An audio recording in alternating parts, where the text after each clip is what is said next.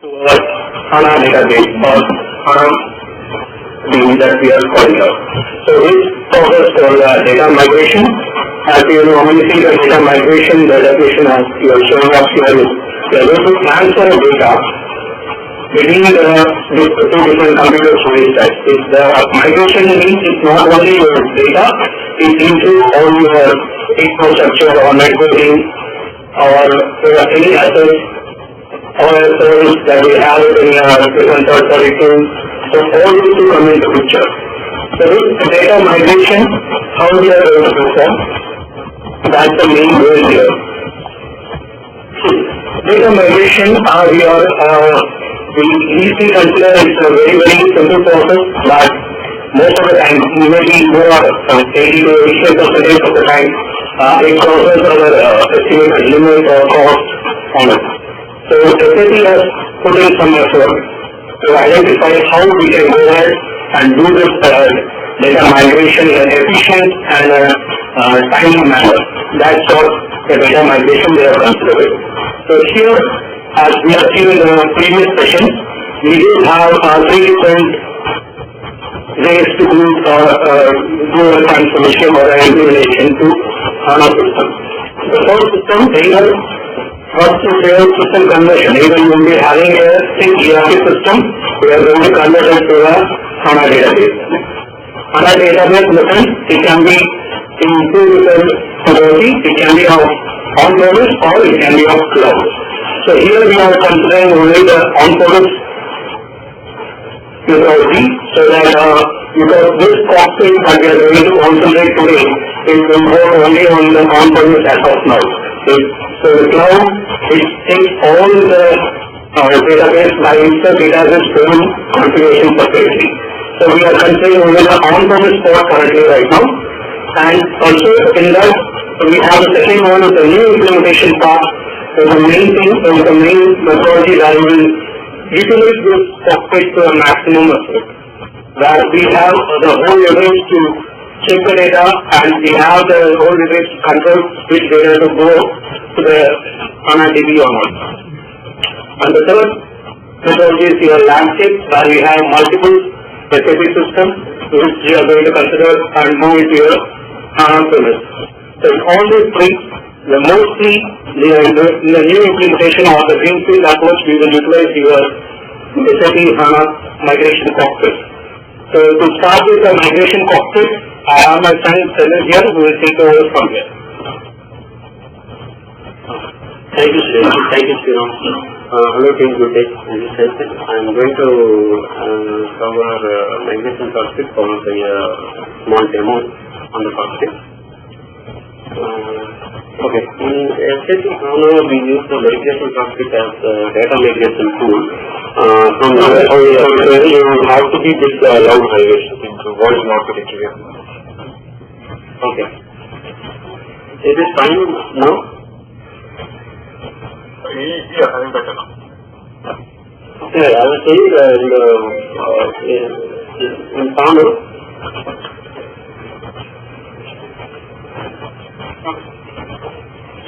Yeah. One of the data migration tool what we are using in HANA is the migration cockpit.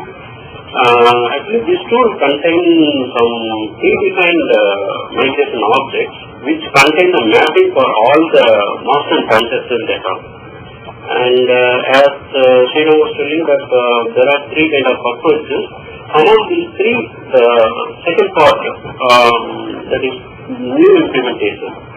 We are focusing on the new implementation because this is the approach which is supported by the migration cockpit. Okay. So data is sent from both so in this approach we can see the data is sent from both ERP and as well as third-party system and on-premise or cloud system as a target. We can see the migration cockpit is the replacement for the LSMW. The data conversion is easy comparing to LSMW in migration cockpit. Normally, migration cockpit generally generates a file template. File template according to the migration cockpit requirement format requirements. Okay. And then this template is filled by the ERP or legacy system data, and again migration cockpit access this file getting uploaded into the migration cockpit, and the data is transferred to the HANA system.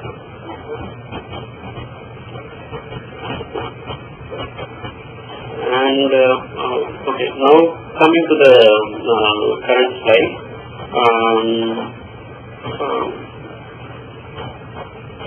you can see the data, the file template. Just to add here, so there's one thing, few things I want to add. Like in the left-hand part, we have the data.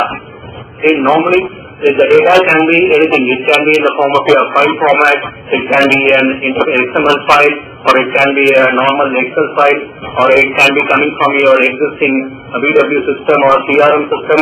All these things will come in picture. Basically, this picture looks like it's a process that they will name it as ETL process.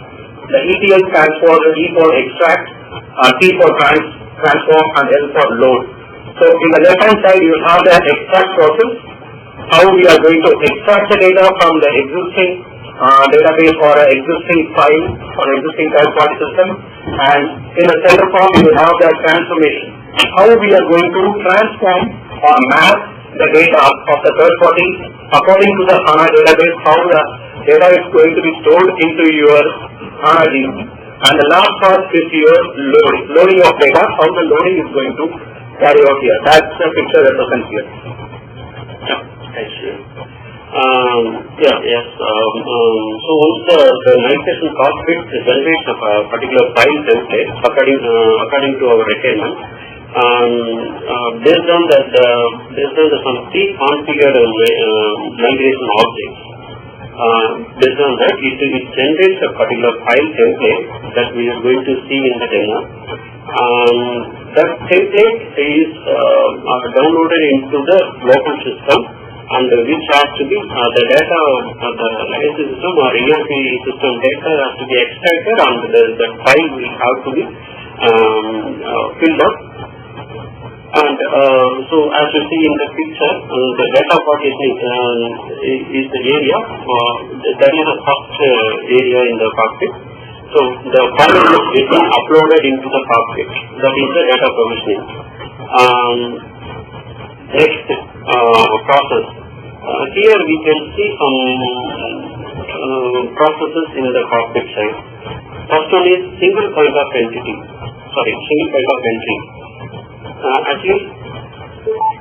Actually there is no different kind of GUI or UI that we have access from the different servers. This is the what I'm saying is this is the only one single point of entry, one cockpit. Complete migration is done here. So that is the meaning of the single point of entry. Next, guided procedure. It involves this involves a guide. Guide is provided by the cockpit. So the cockpit guides us through the complete migration with the individual migration objects. Testing, validation, everything is taken care of by the cockpit. Next you can see the data selection and data transformation. It involves the mapping. Mainly involves the mapping. We don't have to prepare everything on the source system side, because these transformations or everything are taken care by the cockpit. Next we can see the monitoring is there, and logs Actually, COCKPIT provides the details about the kind of errors, what happened, when happened. So everything is provided by the COCKPIT. Next is documentation. We can say a very extensive documentation built into the tool for every migration object. When we show the demo, we can see the documentation for each migration object. Actually, that clearly will tell us what data exactly needs for the migration.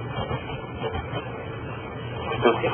So these are the process and content. You can see the pre-configured migration objects and mapping. This means COCKPIT provides three different states. It provides us three different states in the name of migration objects, which makes the job easy in the whole migration process. That is the main thing. It provides the pre-configured set of migration objects, and we can see the generation of migration programs. So there is no code involvement here. So everything is taken care by the COCKPIT.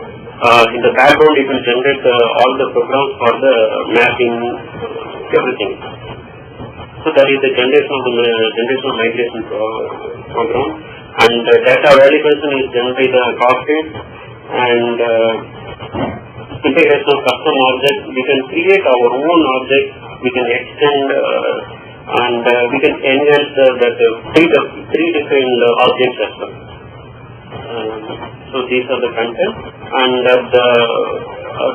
in the left side you can see, in the load side we can see actually it's purely API based. Okay. In LSMW we have the different possibilities like backing, IDOC, batch input methods,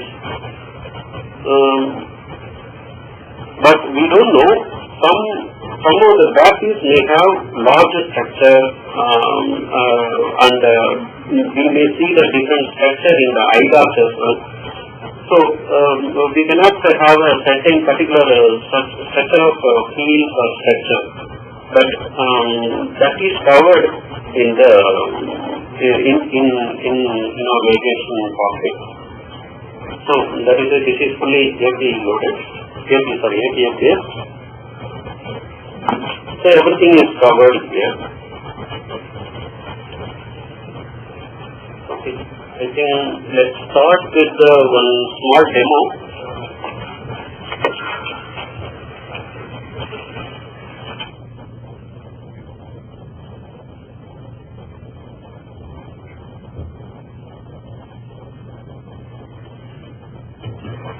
Okay, before demo, let us look into another slide, which is the steps in the migration of the data, in the migration COCKPIT. So first we have to create a project, migration project. Under that we can see a number of migration objects, and we can choose whatever objects we want according to the requirement.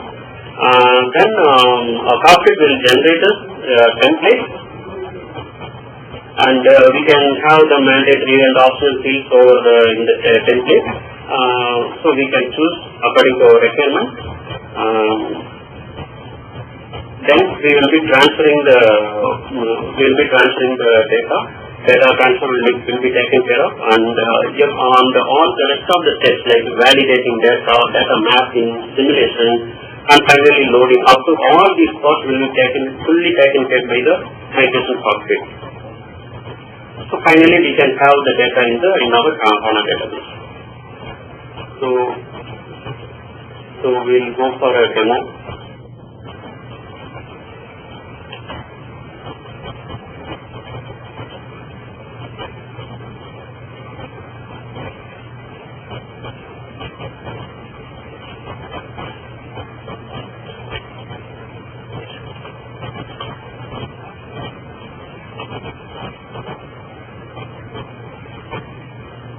Actually, I'm going to show one demo on just changing the description of the material. I mean, I have a particular file with from the legacy system for one particular material with with a particular material text. Okay, that I have to upload into the HANA database. That is the requirement.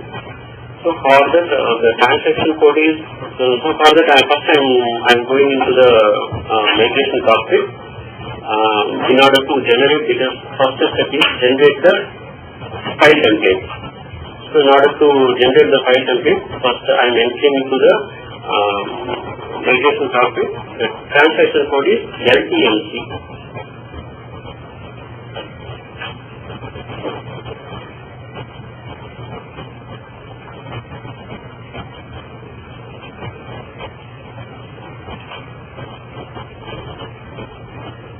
Basically what happens is whenever we go into LTMCT code, it will open up like a web service into a web browser. So what we have already opened that web browser in the Chrome here.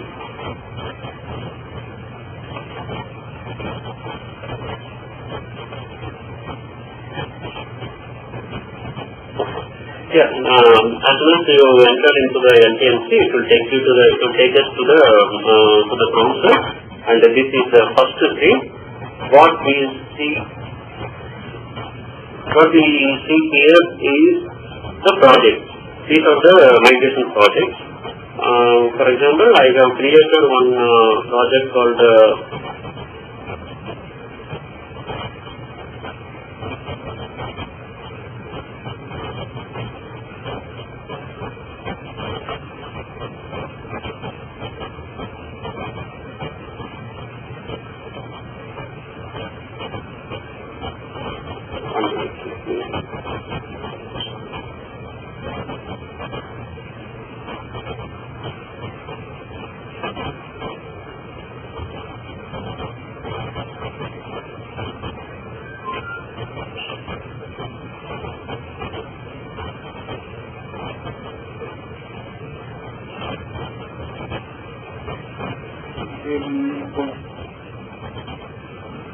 okay, I will create a new project, and here we can enter the name of the project.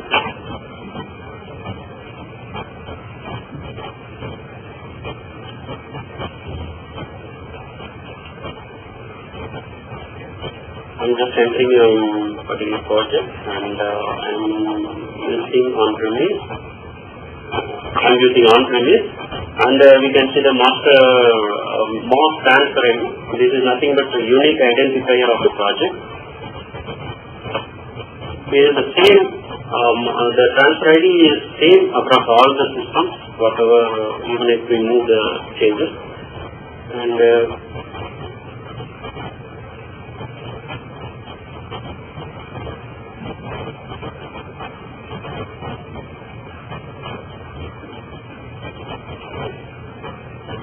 yeah, I have created a project. Data source will be file. This is on-premise. Doing that.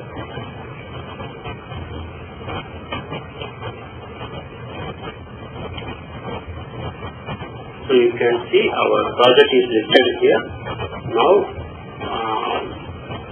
whatever changes we are doing in the cockpit, we have to activate the changes first. So I'm entering to the project again.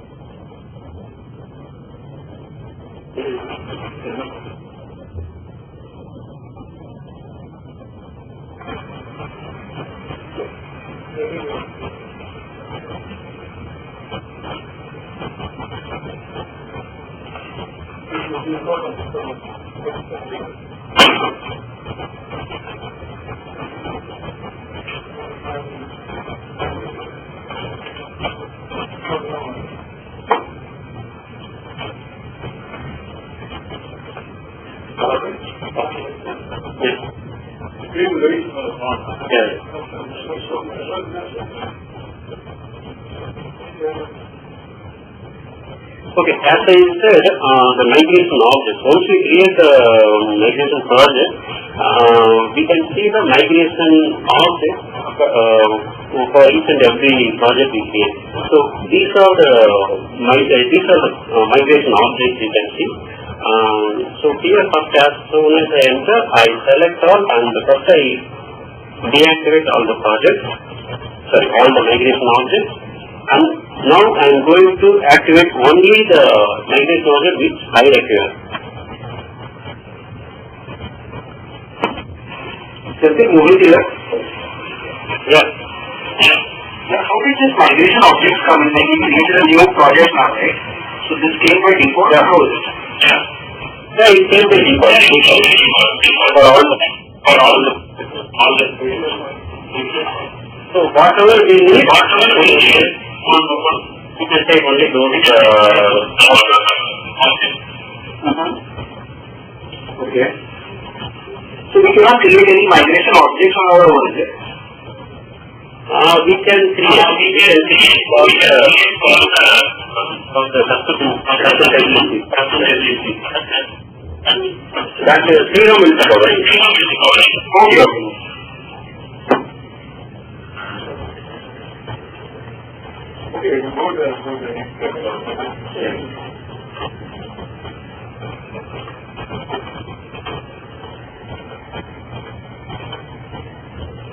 Okay. Here I am going to select the material long text, and I am activating. So this is activated, and I am going to filter only the active objects. Here.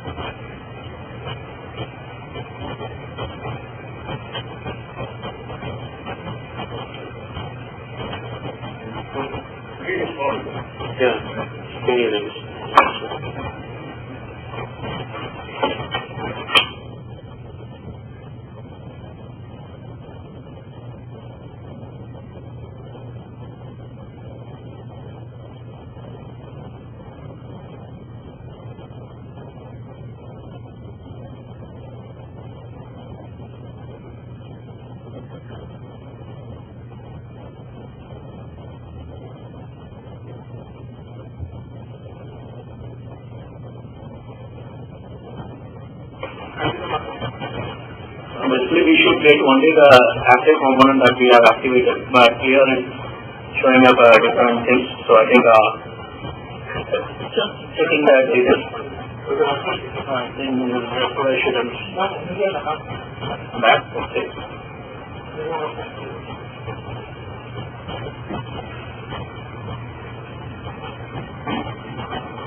Sorry, I think the connection is a problem.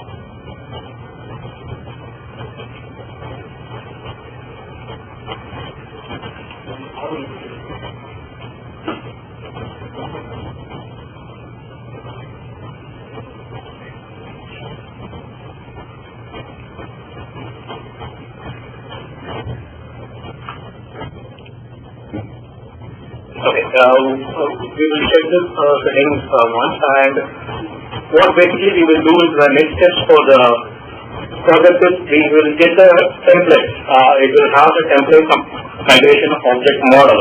As I said, in the three processes, the ETL, the transform, the whole process of your transform will be taken care of your modeler here. So what is the object modeler? What we are going to do here, it's the thing that I'm going to explain here. So this migration object modeler comes along with your migration cockpit. There is no separate license to be required here. So it will come along with it. And key code for that is LPMOM. LPMOM is the key code. And as we mentioned earlier, it will work only on your on-premise, not in the cloud version of your HANA database. And this thing is, we need to have a particular role to be enabled to get your modeler enabled in your system. So this role, SAP, CA, DMT, MC developer, that particular role needs to be applied into your users so that you will get the modeler enabled. So this modeler, it consists of different areas. In your, as we have it inside the project, we have a object. So what we are going to do is, we are going to create our new object.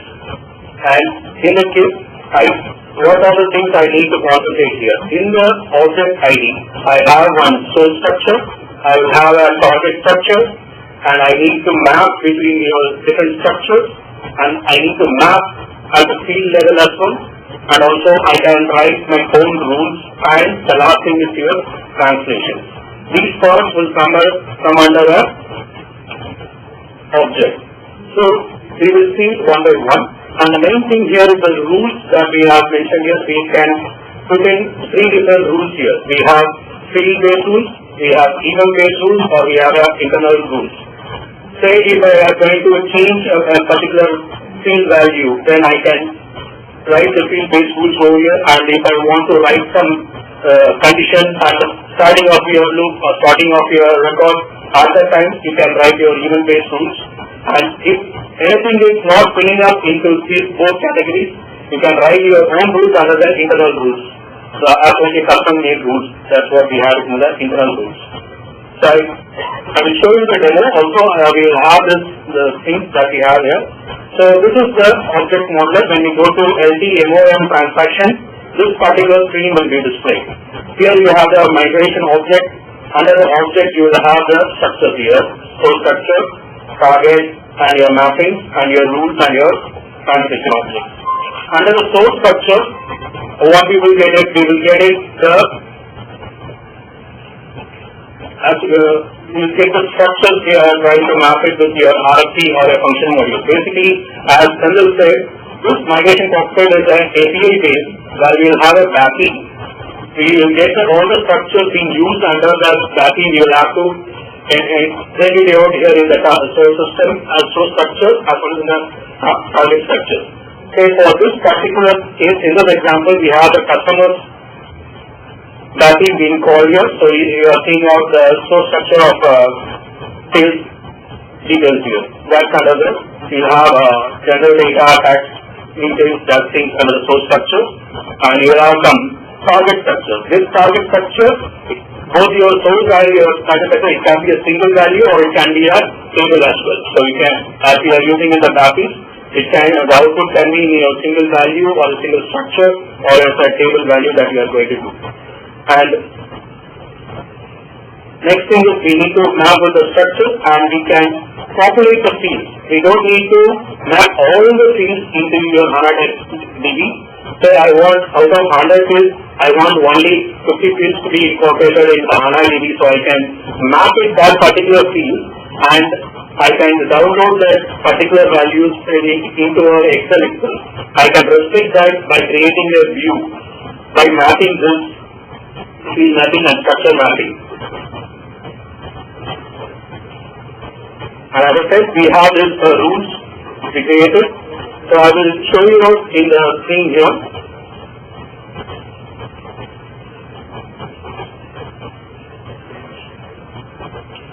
So I think we connect. One moment.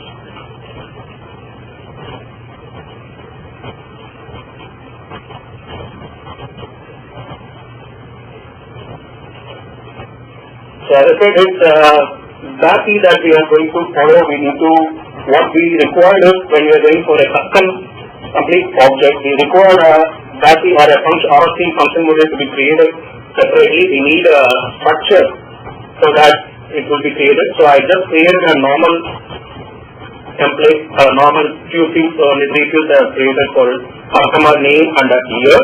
And also I have created a RFC function module just with your tables with your custom memo table field I have created. And the main thing is we need to have a return table to be incorporated in your BAPI so that all your error handling will be handled by this RFC only. So when you are creating your function module, please make sure you will have the return thing is enabled. Also, you will have your test and flag to be enabled here so that I can easily test the scenario before even committing it. And also make sure in your coding there is no commit was enabled so that the commit was will be taken care by the standard itself. So two prerequisites, one is with your BAPI, I have a structure, those things to be created and I have the role enabled. So what I will do, I will go to the transaction, SEMOM.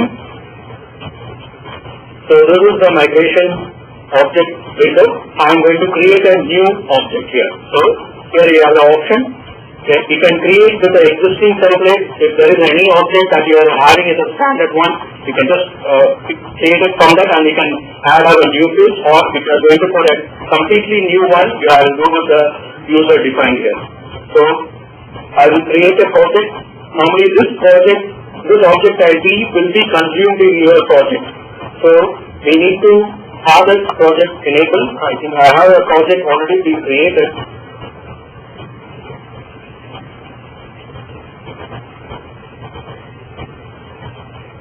So I will give a name for the object ID and I will create a description. So here, the first thing is ask for your RFC. So before starting out creating your object ID, please make sure you have the RFC ready. So once the RFC is ready, we can provide the name and we can choose how the RFC should be functioning. At one instance, it should process only one data or multiple instances can be processed. That option can be chosen out here. And when we are going to handle the errors, we need to get the return parameter here. So I will give a code. So I have the return parameter enabled. And if I am going to run it for a test run, I need to pass out through the parameters. That's why we have created a flag for test run in the RFC. So I am choosing it.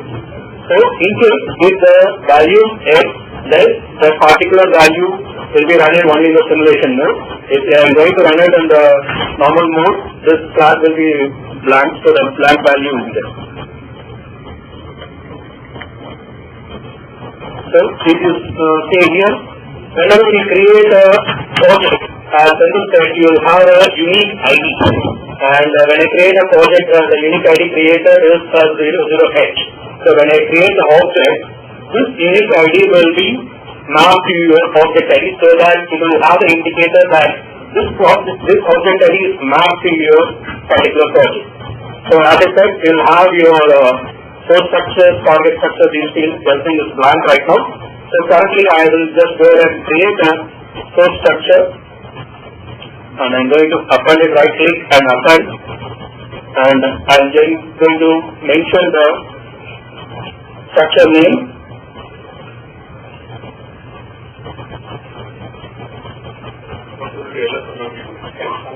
Almost similar. So this particular source structure is created. One moment. So I will create the fields that I have it in the structure. So I will put it as a customer number. And I will mention the key fields, what are the key fields that we have. Yes, Ravish.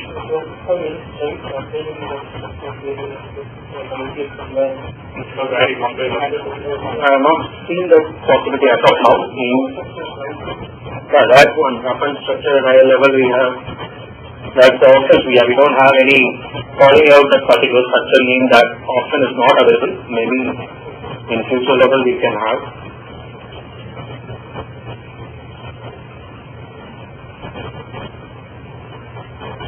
Yeah, or we can only import one structure to the migration object, I guess. Yeah. As of now, there's no provision for that. Okay. That's manually accessed. Right. Okay.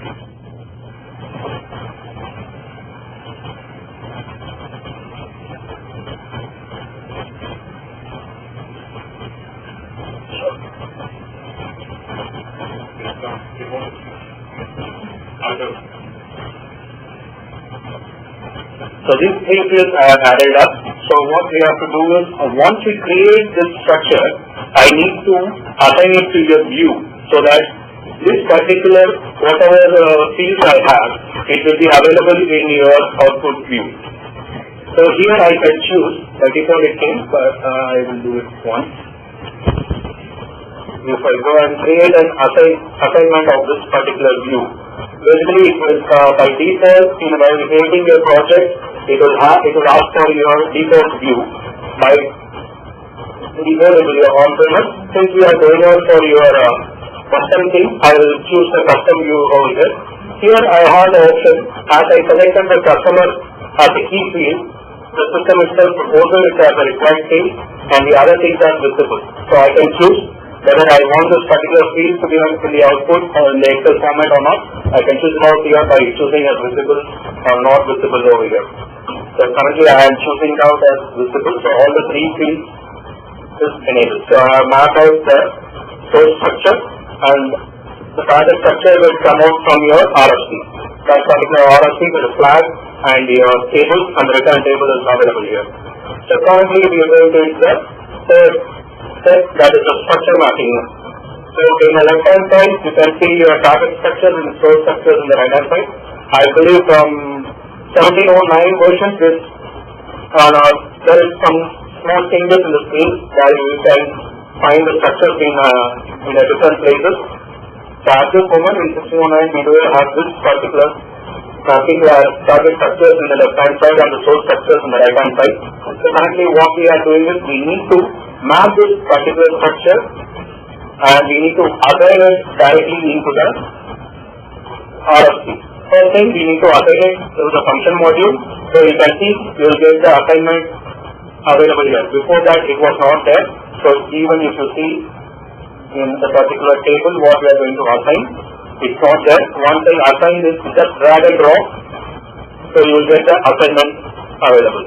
So we are assigned it to the function module and we are assigned it to a particular table where we are going to have its structure. So I am just stating we are mapped at the structure level. And if it is required at the field level, what are all the fields that we need to map? Just we go into the field mapping.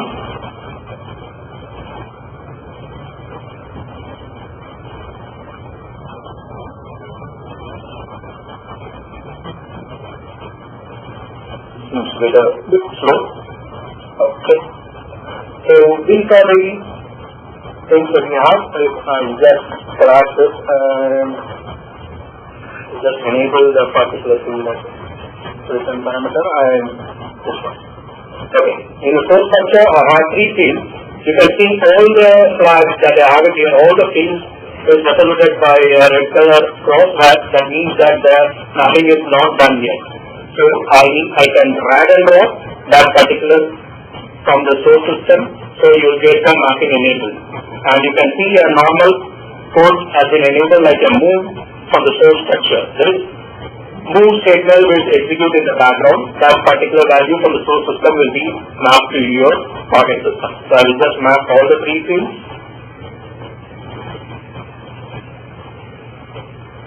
Okay. So here we have this normal moves as well. Also we can create a custom rules as well. We can go and create an event-based rule and we can just say that this particular field will populate only at the starting of the record started or the first record is going to come into the picture. So I can write the rules even in the event-based rules or field-based rules. At the moment I am not running it. So I'm just running a simple example. So I've just done the migration. In case if I'm going to run through a translation, I can create a translation object and I can map it to different languages. It can be translated to multiple languages. Also, it can be translated to a single particular translation. So, in this case, I am not doing it. So, since we have created all these things, and I am just saving it. Once the object ID is generated, once the object is saved, we need to generate this particular object.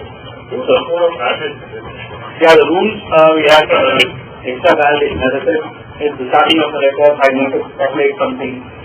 So I can write a rule over there, and I can.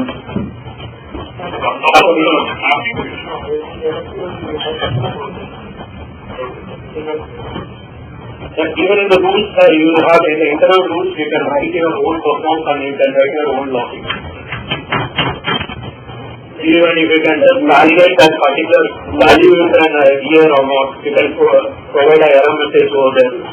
Yes.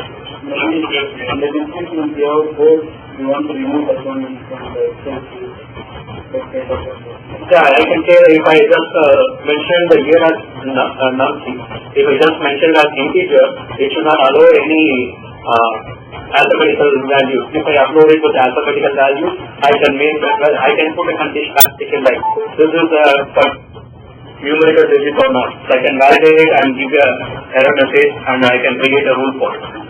Okay. So I created the custom object and just generated this object ID. What we are going to do next is just we are going to consume that into your project and get your data to be uploaded. So the transaction for the COCKPIT LTFC, I think it will be already open.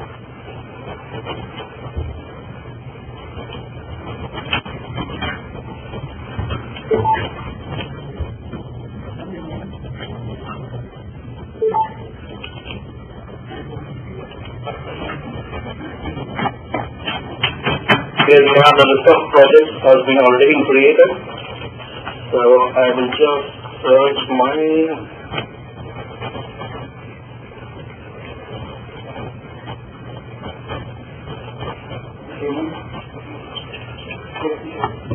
okay. So here I have the project already been created.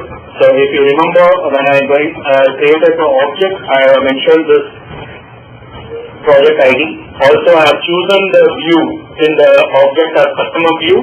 So make sure you have the same default view assigned to this project. So I have these objects being enabled. So I will just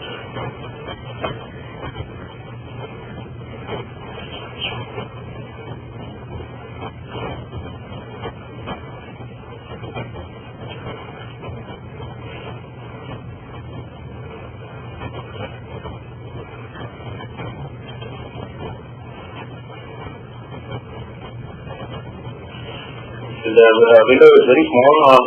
It does have all your objects over here. So I can see there are two objects being created on this one. So these things I will select that particular migration object.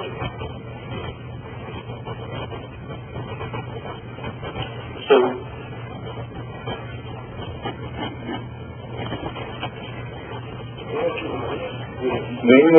minimizing my thing.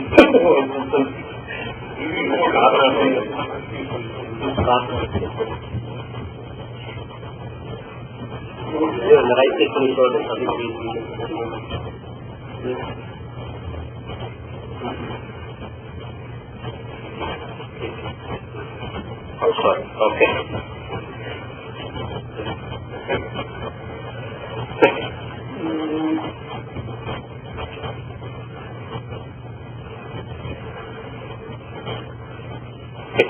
Like this, the templates will be created. I'm seeing this a different template.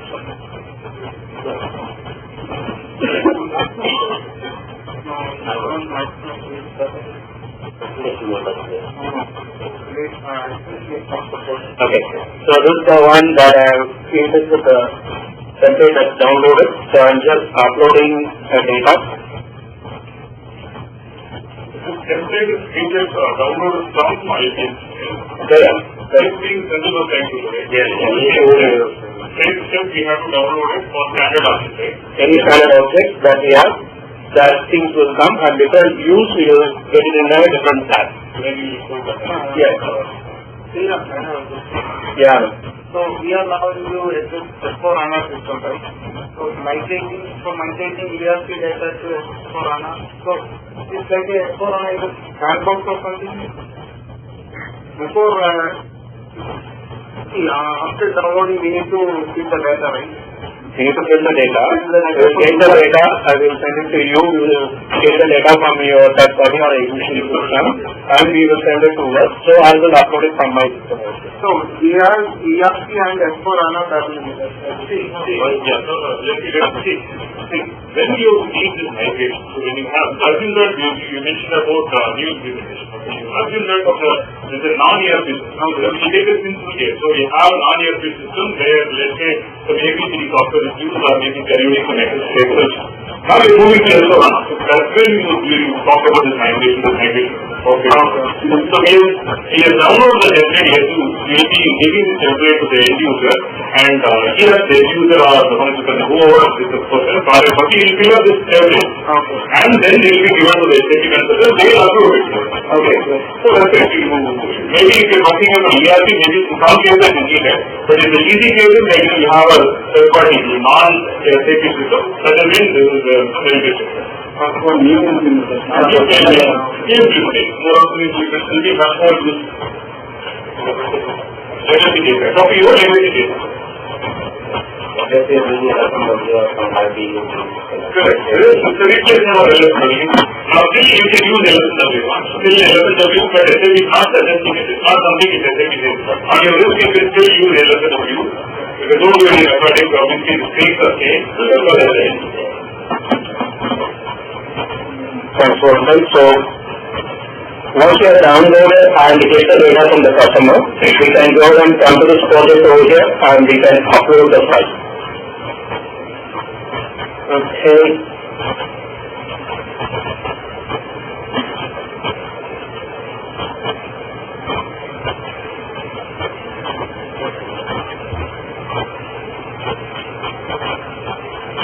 So you can see here this particular file has been enabled in this over here. So once it's run, then by default the status will be deactivated. I will activate that particular file. So basically, even though I have uploaded the Excel file, you can see that the file format is changed over to a XML one. So the data will be uploaded into the format of your XML. So what happened, I have got the file, I got the filled up, I will start transferring the data into your system. So that is it. So the basic function is background is called with that RFC or BACI. Yes, the function what freedom store only, right?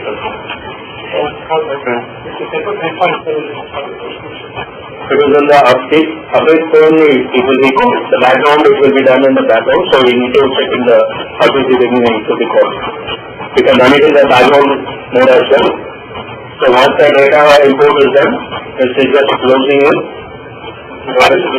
Yeah, can we see what it is not to use it on this moment or not anymore? When you're writing it is it possible to see the result. You can see the function in the screen whether it is showing that RS function or somewhere. No, it is not shown dialog. So this is done using the mapping, right? Because this is only the running part. So as per this is more of a guided procedure, and it will really show you what BACI is used, BACI or a function call is used. And this is okay.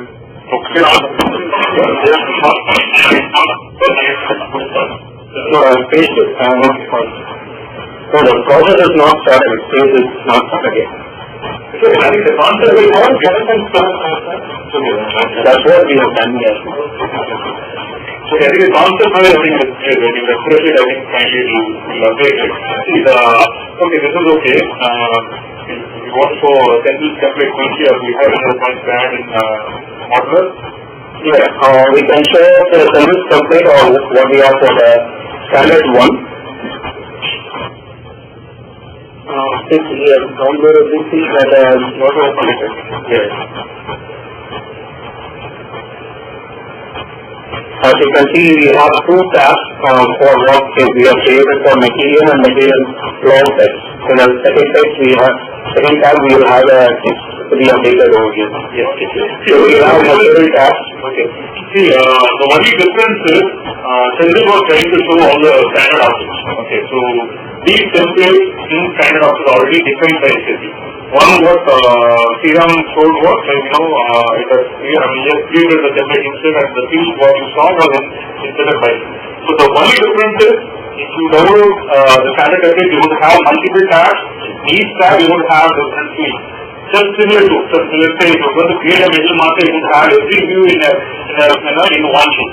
Similar to that. So that is the key difference.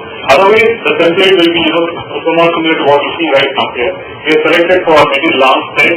And similar to that, there are so many templates, standard templates, predefined by SAP are available. Let's not the step. You have to download the template, do the same step, and whatever things are just showed, they will follow the exact same step. And finally, you go to the refresh and then it's going to be updated in database. That's what we mean. Yeah, because it's not audible. I don't know which part of it I don't know. The extension, what we are saying is, using modular, what Sega was explaining, you'll be able to, take any standard template, you'll be able to extend any, anything. You will have any custom field, you will be able to extend it and you will be able to add it in your template as well. And when download it, you will be able to get that field as well. And similar to the complete custom on what Sega showed, it will be manually or maybe without the template, so you will be able to see the page. And the rest of the steps are exactly what Sega showed. The steps are same. You don't have to run the simple. Here, if you have here my answer, don't ask me to repeat again. Yes, it is here.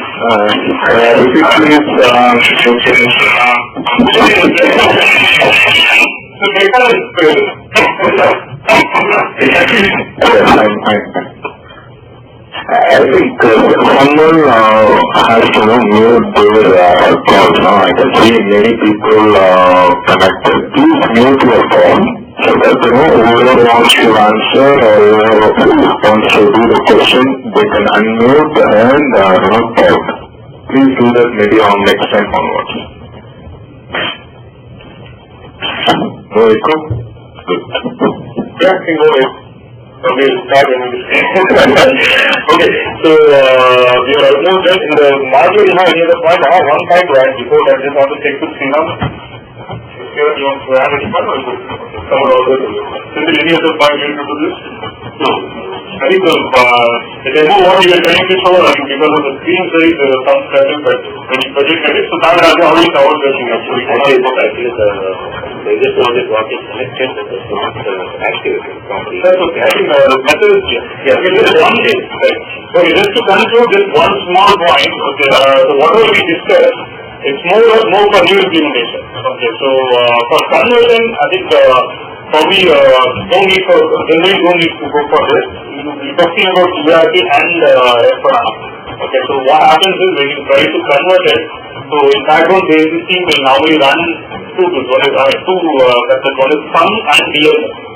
More of you update your software through SUM, and DMO is the database migration option. So what happens is in background all your data will be migrated because we're talking about SAP to SAP, which is S4 HANA. So some are taking care of SAP. Most of them are taking care of SAP. So that's why you said this particular method or migration concept, whatever we are discussing, is more related to new implementation. Okay. And only difference is FI data normally will not be considered in the general migration. There are some extra steps which the FI team will do after S4 HANA migration. There are 14 or 15 steps they have to manually do to migrate any existing data from APIs or any existing ERP system to S4 HANA. Okay. So FIT effort they have to do it the same. So okay. And these are some of the links that we have. We have some trial versions available in the cloud version. HANA trials, version for 16 times, 1705, and we have some blogs and articles written about the migration cockpit. Those things, the recordings will be available over here. We have some links over here. Okay. Any other questions? Anybody? Okay. Yes. Yeah, tell you.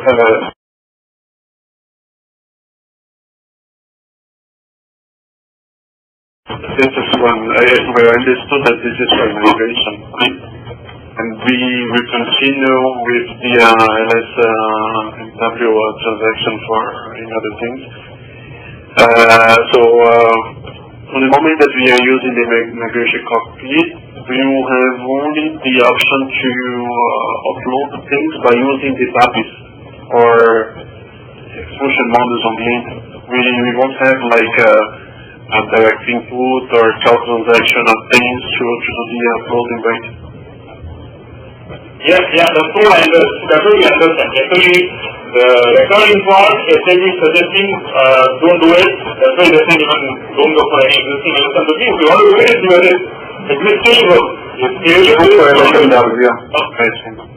Even here, you may have to create a custom. If you're talking about custom suggesting, that's like what freelancer probably may have to create a custom model and upload it. Just to take with Sriram, is there any other method with Sriram apart from our custom model which you want to add here? Still, I think, as far as I know, still the version 15.9 for HANA version, we are supporting only the API version, even the OData version also is not recommended. Is it standard BAPI or only the BAPI or the API method only. Okay. So this is what we understand, Daniel. Okay. Any other questions? Anybody else? No? Okay, then sorry, it's 10 minutes late, but just since we will conclude this HANA series, so this is the last session we had. So thanks everyone, thanks for all the trainers, thanks for all the participants, all the people from IGN and Indeg and my team. Thanks for your interest. I think we covered all 10 topics. Maybe it's